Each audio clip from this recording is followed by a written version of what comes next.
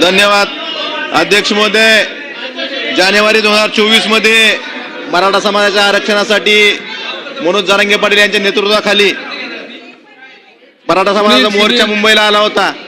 अध्यक्ष महोदय, त्यावेळेस तत्कालीन मुख्यमंत्र्यांनी त्या मोर्चाला आश्वासन देऊन तो मोर्चा नवी मुंबईहून परत पाठवला होता.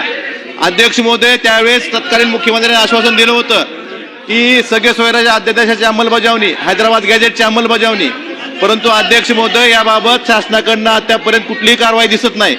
अध्यक्ष महोदय, त्याच पद्धतीनं ज्या समाजाच्या लोकांच्या कुणबी नोंदी सापडल्यात त्यांना कुणबी प्रमाणपत्र देण्यासाठी सुद्धा शासनाकडनं जाणीवपूर्वक विलंब केला जातोय.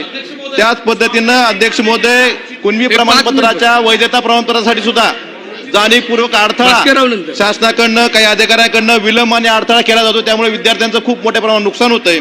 अध्यक्ष महोदय, मला औचित्याच्या मुद्द्यावर एवढंच सांगायचंय की मराठा समाजाचा परत एकदा मोर्चा आपल्या मागण्यासाठी मनोज जरांगे पाटील यांच्या नेतृत्वाखाली 29 ऑगस्टला मुंबईला येतोय.